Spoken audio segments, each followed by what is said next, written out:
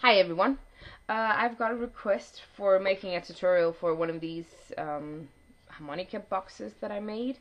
I still need to decorate this one, but this is basically what it looks like, the one that I did.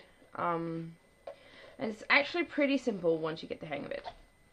On my blog I'm going to post all the measurements and everything, but I'm going to go through it in this video as well. The one I'm going to make today is the exact same size as this one that I just showed you, but as soon as you get the hang of it, you can make it any size you want. For example, I made a small one here, with only 4 rooms in here. I'm going to start with some heavy chipboard or cardboard or whatever book board. I'm going to start with the front piece, which is this one down here. The front piece measures 5 1/4 by 4 inches. Then I need a bottom piece here, which is gonna go under here, which measures 5 1/4 by 2 1/2. Then I need the back part, and it measures 5 1/4 by 5 1/4. And then I need a top piece that is the same size as the bottom, which was 5 1/4 by 2 1/2. Then I need the flap as my last piece, which measures 5 1/4 by 2 1/2. So it's the same as the top and the bottom. On my back piece, I made a line 2 inches from one of the sides, because this is a square piece, so it doesn't matter which side. 2 inches, just because, as you can see here on the back, it needs the pattern paper and the solid cardstock. And the 2-inch side of it is gonna be facing the flap and the top. So I'll just line these way around.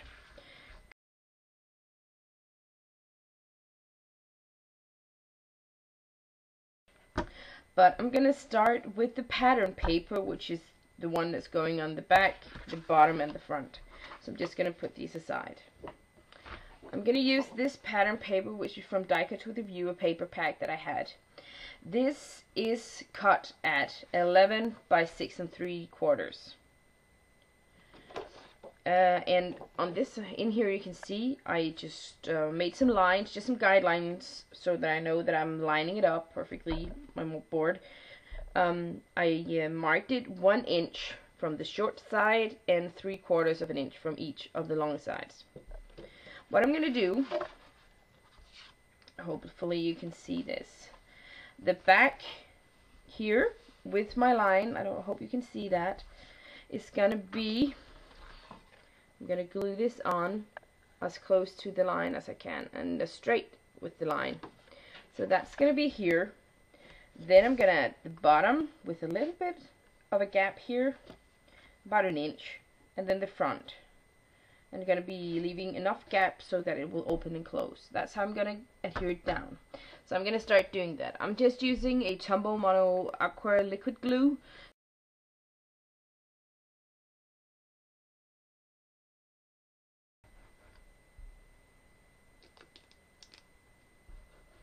There we go. I just put glue all the way to the 2-inch line. I'm gonna turn it over and line up my pattern paper with my pencil mark line over here. On the back, I'm gonna make sure that it's as close to the lines here that I have, so that it's easier. Then I'm just gonna press it down so I get a pretty good stick. I never use my bone folder to get this down, to really adhere it down, because the bone folder will tend to make it shiny, the surface shiny, and I'm not interested in that, so I'm just using my hand. Okay, next piece is the bottom piece. This is one of the 5 1/4 by 2 1/2 inch pieces. And I'm gonna adhere right next to it with about approximately 1/4 of an inch gap go. And lining it up next to it. And what you can do is take a ruler and place it on the bottom here, so you make sure that the edge is flush. So that can be done like this, and that's what I'll do. And I would say maybe it's 3/16 or something in between here. What you need is a good tip. The thickness of your board time 2 should fit in between the gap. And then it should be able to open and close properly. Okay, once that's done, I'm gonna adhere this down as the last piece on this, and I'll just do that and I'll be back in a second. Actually, I never do this, but I thought I should do it for the video to make all the lines all the way around here. Actually, you don't have to. If you just, when you're adhering the back piece down, make it flush and eyeball it to be kind of even on both sides. You don't need all the lines over here, you just need your ruler to push it up so you know that it's flush. But do whatever you like and what you feel comfortable with. Now I have this down, this is just one big piece. And up here, you can see I need more. I am gonna go with a red piece of solid cardstock. Let's see, it's 8 by 6 3/4. So it's the same width as the pattern paper, it's just 8 inches long. I'm gonna put adhesive onto this part here. Can you see that? There we go. And go to the edge here and make it as flush as you can.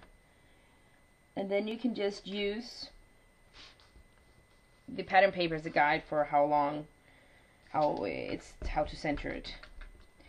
So press it firmly together so you don't get a gap between the pattern paper and the colored paper. I'm just gonna turn it over and see that I have some space here. That space is for my top piece and my flap piece. These are the exact same size, so this is just 2 pieces of 5 1/4 by 2 1/2. I'm just gonna put them up. I'm gonna do the same, put adhesive on the back, flush it with this back piece, adhere them down, and then I'll be back. Right, so now everything is adhered down, as you can see. Oh, it's just one long big strip here. And